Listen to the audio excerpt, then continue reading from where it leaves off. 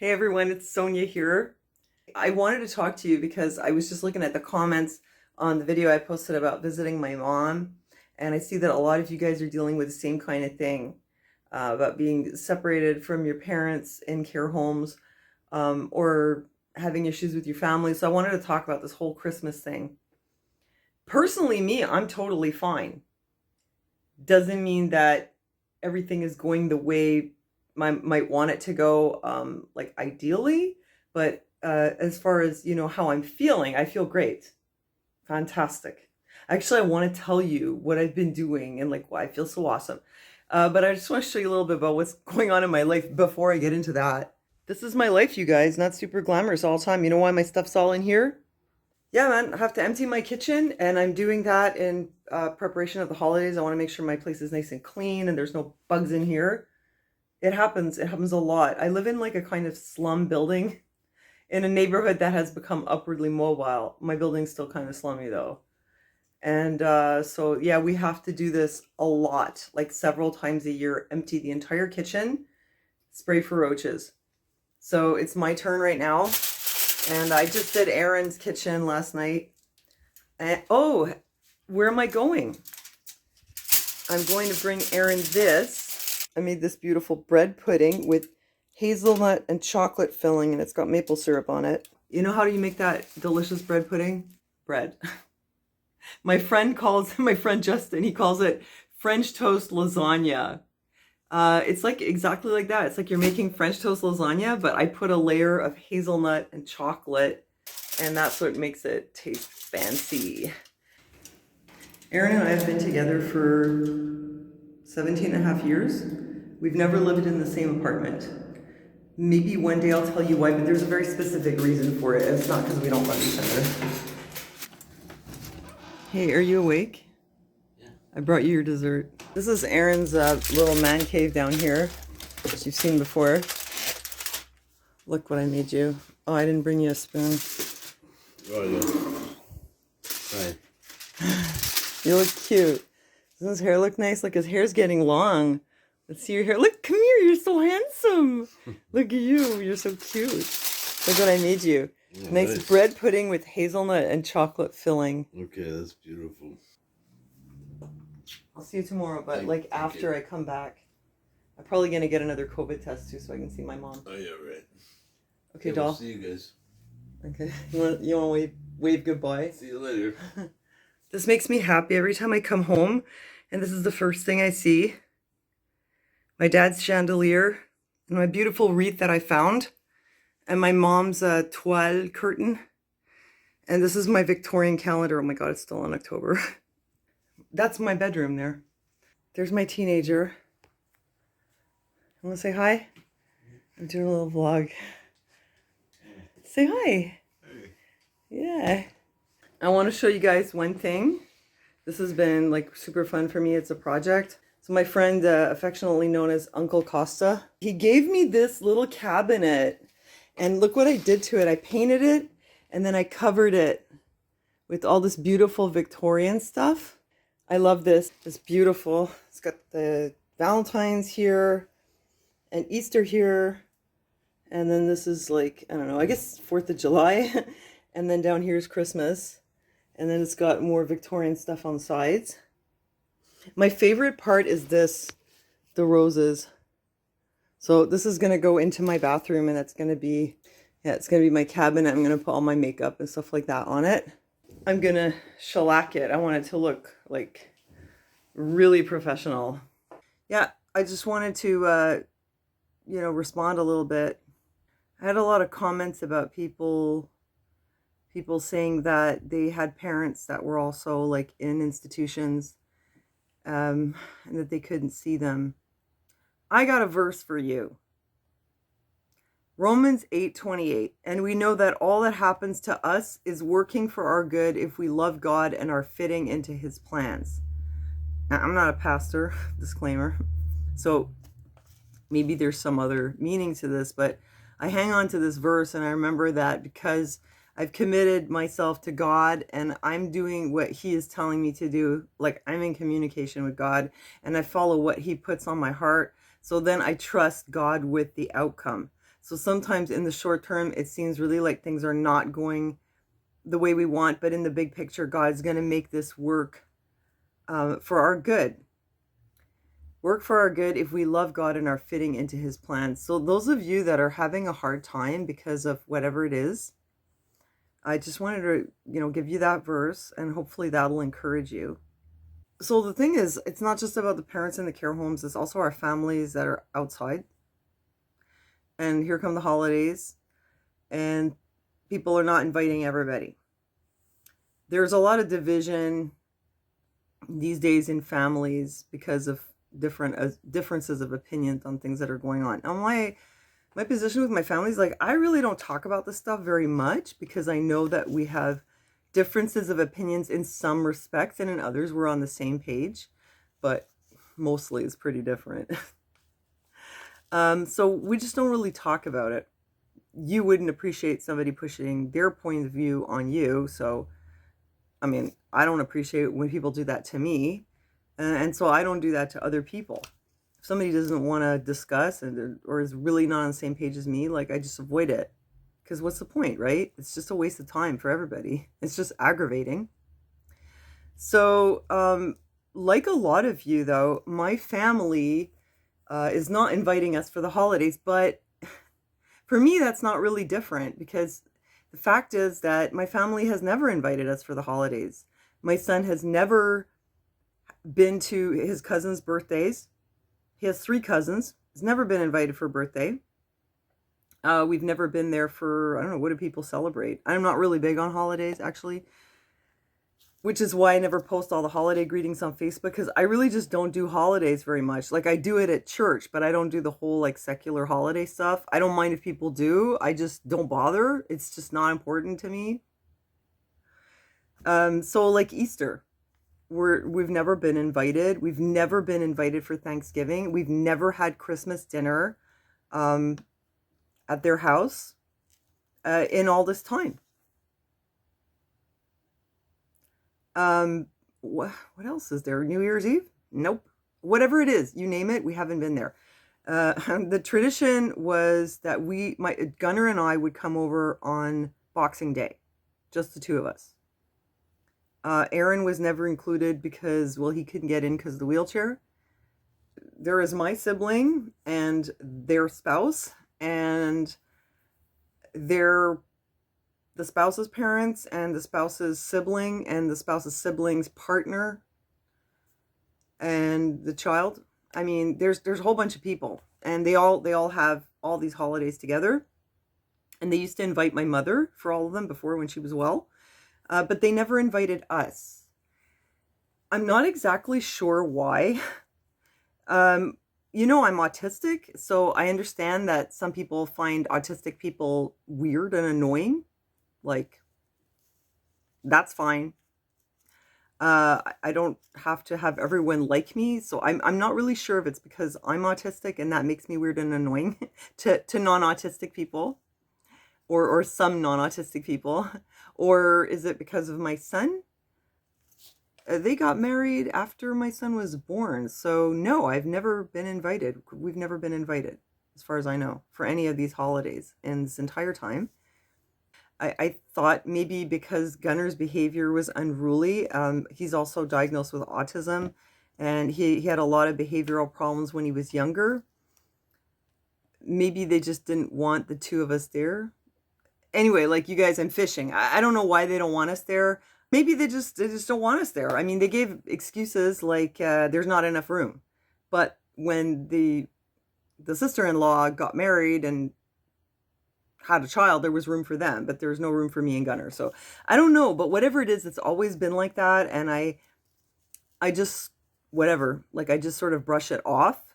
Obviously it affects our relationship, but there's no, like, overt, tension about it. It's like, honestly, if you don't want me there, I don't really want to be there. And I'm not really that big on parties, especially with people that I don't feel comfortable with. So, like, it's all the same to me.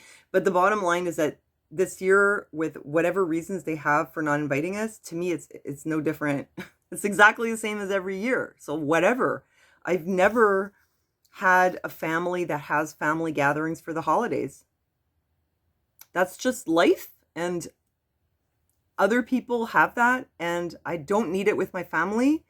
I have other friends. I have friends through my church. I have friends.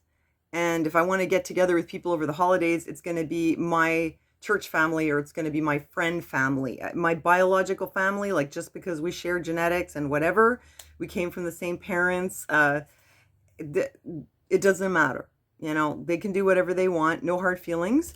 Um, I'm just really, really over it, you know? So that's why for me this year it's really not that different. So what I wanted to say was to you, if it is different and it's new, I mean, I understand the pain of it because yes, even for me, even though it's been so long that it's been like that, it is painful on some level, but I accept that, you know, you can't make other people be a certain way. You can't make people do things or feel a certain way or care about how you feel or whatever, or care about how your kids feel. You can't do that.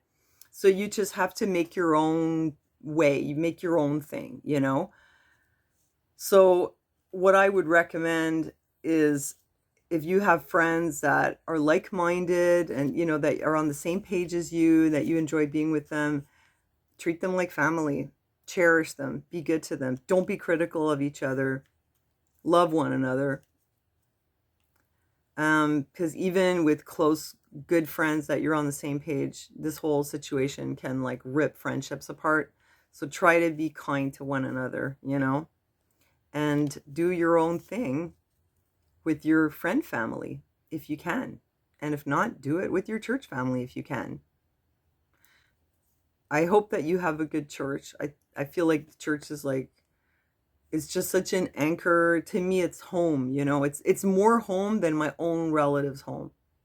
My house is my home and my church is my home.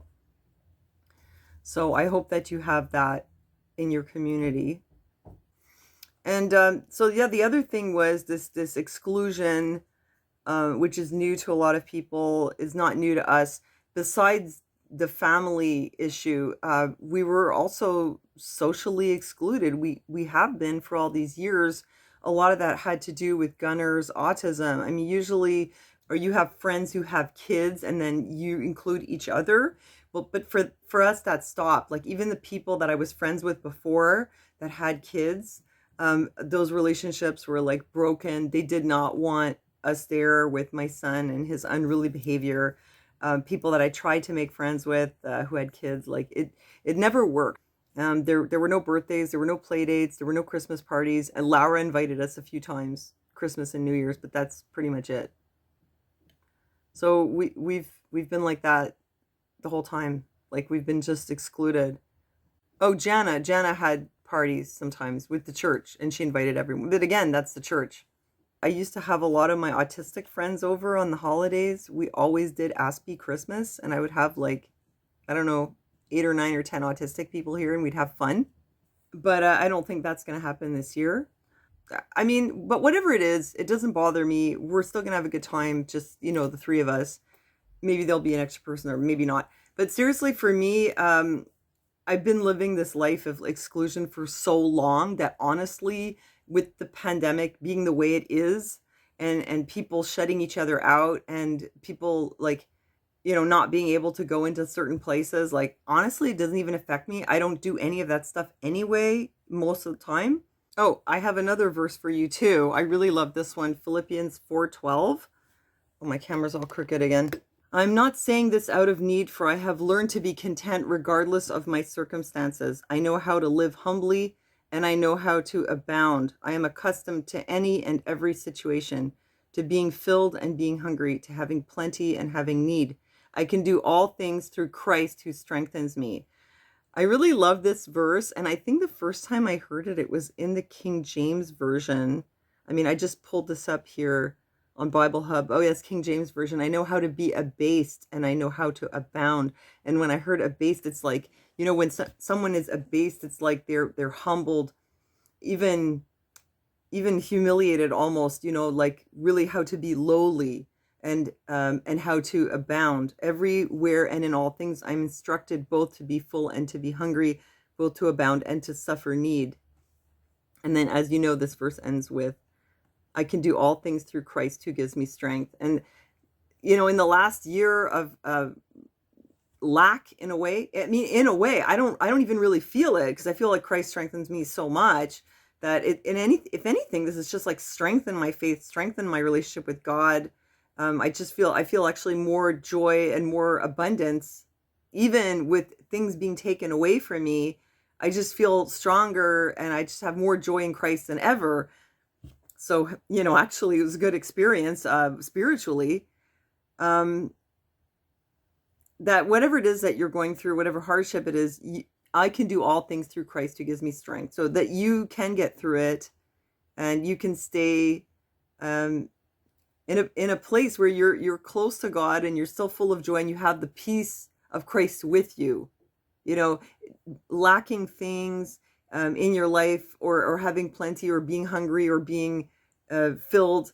Either way, it doesn't have to change where you are in your heart. It doesn't have to change where you are spiritually, because your state of inner well-being, it's not tied to whether you have this thing or that thing, or you have access to that, or you don't have it. It comes from God, so it's within you and nothing can take that away. So I really like this verse, and I hope that that's also encouraging to you. And one last thing, I've been keeping myself really busy with my new hobby, which is selling the contents of my house on Marketplace, which has been super fun. And honestly, man, I am so busy with taking care of Gunnar and Aaron, and now my mom again, and making videos and setting up my Marketplace stuff and just taking care of the house, that like I don't even have time to worry about all this other stuff. I'm just keeping busy all the time. So I feel great. I'm happy. I've got my craft projects. I got Marketplace. I'm with my family, Gunnar and Aaron. I get to see my mom, and we're going to have a Christmas tree. And I bought a piece of turkey breast when it was on sale like a month ago. It's in the freezer. I've got my stovetop ready to go. I've got my Instamash. I got my frozen peas. I've got turkey gravy and cranberry sauce. And I bought gifts like way in advance, and we're ready to rock and roll. And and I'm looking forward to being at church, and that's pretty much it. So, just hang in there. I mean, I guess it must be really hard if it's your first time being a social leper over the holidays. But it's really not that bad. Like, you could just find stuff to do and just be with the people that do want to have you around. And if you don't have big parties, it doesn't really matter. Do something fun with just like one person that you like. You know, find something that makes you happy and just do that. And don't focus on feeling excluded. Just focus on doing what you can that makes you happy at that time. So anyway, and I'll probably be posting, and so we'll have a little live chat in case you end up being alone. I want you to know I'm here for you. We're here. We're like a little family here, right? Little community. So we'll be here for each other also on Christmas. And that's it. I just wanted to stop in. Oh, I wanted to say one more time, I don't have it here with me, but please do check out the page below for the C60 EVO. I've told you guys about this so many times. The C60, that is what really helped me with my sleep. You guys, I had such bad sleep problems that I thought I'm gonna get complete brain damage from it. Seriously, it was that bad. Like, I could not get restorative sleep, deep sleep. And with the C60, my sleep has improved a lot. Like, I can actually get deep sleep and even dream and sleep through the night, or even like 6 hours at a time, which for me is really a big difference, because before it was absolutely horrible. So it's been really, really great for me. That's why I keep talking about it on here. So I would just encourage you to go check out the link to get more information on that. And they do also have the skin products, including I don't have it here with me, the lip balm and the C60 oil for the skin, which are really great. And they make gift sets also at this time, which have a discount on them. Plus you can add the discount code from the link below. So double discount. So please check that out. So that's it. Thanks for joining me, and thanks for joining me in the chat. It's nice to see you. And thanks for listening to me, and I'll see you next time.